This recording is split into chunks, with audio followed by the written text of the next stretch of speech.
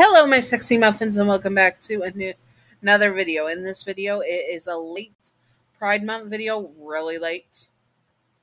And it was for a patron who left, but I will be giving them early access to it so that they can have it. Okay. So this Pride Month video is like a scenario type thing with AbelBright, aka Yandere Abel, SCP 076-2, X Jack Brights, and all that. Art credit goes to Gavin for letting me use this art. Thank you, Gav, for letting me use this. You are a wonderful patron and a what beautiful artist, and just a beautiful person in general. Thank you, Gav. Also, let's get on to the disclaimers. Disclaimer: Jack Bright is not associated with AbelBright anymore. He is no longer a self-insert of AbelBright. He is his own standalone character and is his own standalone thing. He is still very part of the Foundation community and the stories and stuff, but he is not a standalone character of AbelBright, and AbelBright can suck on rusty nails. Anyways, let's do this. Oh, more characters have added to Jack Bright's character, and that is what we do to support it. Anyways, let's do this. Disclaimer number 2. Abel and Jack Bright are not a canon couple, and Abel is not Yandere for Jack Bright in canon. This is just for fun and not to be taken seriously at all. Simping for fictional characters and chipping for them is fine as long as you're not illegal or gross about it, and you remember to separate fiction from reality and headcanon from canon. Thank you. Now, on to the video. Jack was getting ready for Pride Month with Abel. They had been approved to go out to a Pride parade. Of course, Abel did not understand what pride was. He knew people were proud of it, but he didn't know what they were prideful of. It is just simple. If you like the same sex, you like the same sex, he says to Jack. And back in his time, it was a bit more simpler, for him at least, because he did not see gender identity as something that factored other than the way to identify yourself. He did not see a difference between man or woman. He or they or them. He saw people as people and if they were strong or weak. That's what he defined them as. And it didn't matter what was in someone's pants. If they were strong, they were a warrior. And if not, they were weaklings. Abel was trying to understand. What do you mean? He says, sitting down as Jack gets his shirt on. Pride is about something else, because I know it was different back in your day. It was more common for other religions to have third genders and for the past to be a lot gayer and trans-inclusive than it was like in modern day with the party in Europe during World War II that got rid of a lot of transgender text and research and so on and so forth, and that a lot of gay history and trans history has been erased, Jack explains. It's unfortunate that it does happen, but there has been the genocide of the history of the just trans and gay people in general, and how they were put through genocides like World War II. Jack explains, but even more so that they cannot have rights like everyone else can. Like they used to not, in America at least, in some places still active, that they don't have rights to get married. That if they come out as queer or gay or trans, they can be put to death. Abel was listening and nodding his head. For example, when I came out, I'm a couple of 100 years old by now. I've been around for a good amount of time, Jack explains, which he had. He's a little bit over 100, closer to 200 years old because of his anomaly and how long he's been in the Foundation. So I've been around a long time. I've seen the bigotry that there was, and I take great pride because I figured out I'm gender fluid. But when I figured out I was gender fluid and into guys, girls, not really sure if it's bi or pan, but I don't really see the gender as an issue because I can change my gender with my anonymous pendant. amulet, but I cannot. When I came out, it was not easy. I had people throw punches at me, call me slurs. Abel started to get tense and get angry. The idea of someone throwing punches and calling his Jack slurs made him bitter. Really, really bitter. And I even got some of that from my brother Michael. He was like a few hundred years older than me at the time, and he really didn't understand why. Why was I into men at the time and not fully cisgender? Jack explains, rubbing the back of his head. Michael said some of those things. He says, his eye twitching slightly. He was getting really angry now. The idea of Michael, they just came out a while ago and came out as they were officially an item, and well, Jack and Michael did not get along on the easiest thing, and Michael did not like Abel, and Abel despised Michael. Michael said some of those things, Abel repeats. Jack looks at Abel and he nods his head. Of course, it's gotten better over time, but Michael is really old school. Really old school. He's not hateful. He just at this at this point in his life, he just doesn't understand it fully. But he knows that I am who I am, and that he would never say anything against me. But he does have some old-fashioned sense that I should be the man and have a wife and all that. Jack explains to Abel. Besides, we've reconciled the issues. Except for example, I was buying this pride stuff. He said, bringing up the flags that were demisexual for Abel, because you're demisexual pretty much. And no offense, I'm. We talked about this. Remember? Abel nodded his head.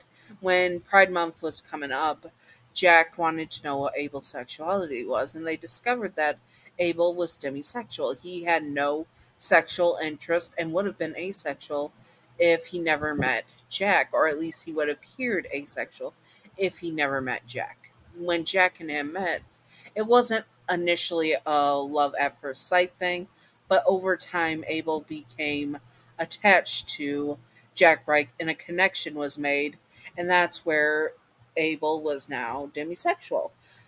Disclaimer: Abel is most likely asexual in canon because he does not see sex or anything like that, even though he can have it. He doesn't have an interest in it at all. He has a disinterest in it and does not have a libido at all. Like, he has zero sexual attraction. So, but in the universe that we have for stories and stuff with Gav and Wicked, that Jack and Abel are a couple in those worlds that they're making, so we make it as easy as demisexual and Yandere for Jack Bright. Okay, now back to the video. Abel didn't care about labels. He didn't care if he was asexual, demisexual, or whatever sexual. All he knew is he loved Jack, and that's the only person he wanted to be with. Sorry, mouth was dry. As I was saying, Abel loved Jack and was attracted to Jack. Jack was the only one that really could get him in the mood. When all of the thousands of years, no one has been able to strike up such passion in him. But he could understand from where Jack was coming from that there was a lot of things that are now hated, especially with modern media, which Abel honestly hated. When Jack tried to show him how to get stuff off of Amazon, he wanted to get stuff that would be interesting for fighting and such. But the ads were annoying, especially religious ads. He's been a big part of religion, being the son of Adam and Eve.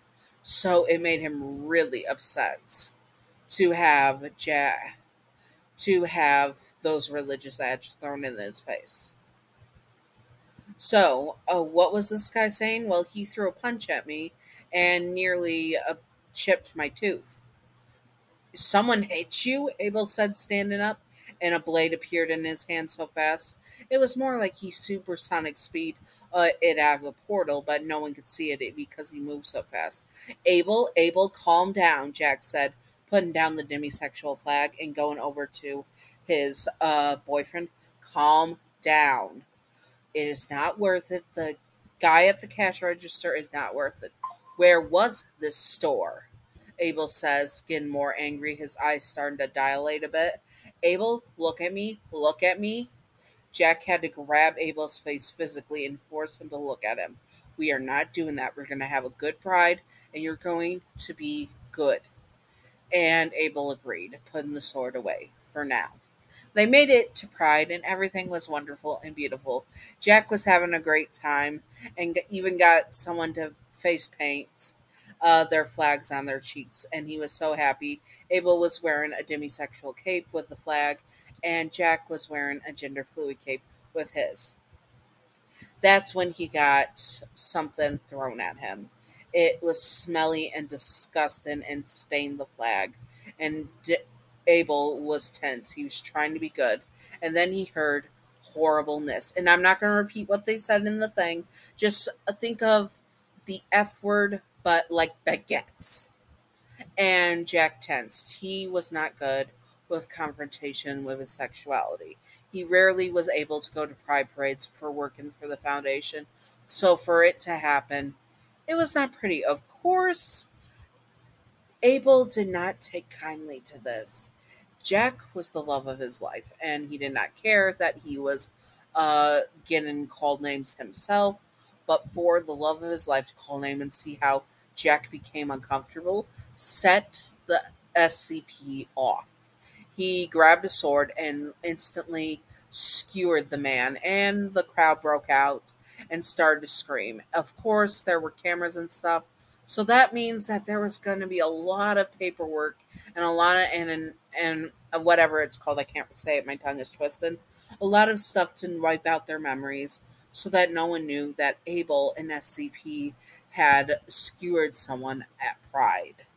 Anyways, I hope that you all enjoyed this. I made it a bit longer for since it was so long, and I wanted to do like how they got ready and then how they got to Pride. And of course, there's going to be someone hateful at Pride that they have it every year where they do their own petitions, and then there's people who not petitions, their own protests to protest Pride, and that they're just really nasty people.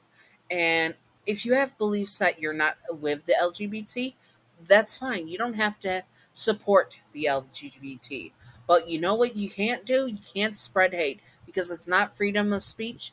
Because you might have freedom of speech in America, but you don't have freedom of consequence. And if you're going to be calling someone the F slur or throwing a protest that some people don't have rights and shouldn't exist, then you're going to have the consequences for that. Just like anyone else that would do anything against any other community. Hell, if the LGBT was to go after straight people and say straight people shouldn't exist, you would want us to have consequences for that and hold us justifiable. So yes, that's my opinion on it. Your bottom line, freedom of speech is not freedom of consequence. You say something stupid, you're going to be treated stupid. Anyways, I hope that you all enjoyed, and thank you to the patrons. I am having a Wicked patron in this because she did pay for this video for last month, so she gets a Patreon shout out in this video, even though she hasn't re-enlisted as a patron for July. Anyways, let's do it. Thank you, Gav, for being my first patron. You are wonderful, beautiful, stunning, gorgeous. Thank you, Gav, and thank you, Wicked Brony, for being my second patron. You are wonderful, beautiful, stunning, gorgeous. Thank you, Wicked Brony. I hope that you all enjoyed this. And if you would like to see more, comment below what you would like to see and all that stuff. And I hope that you all enjoyed this. And stay sexy, all my sexy muffins, and happy belated Pride. Bye-bye.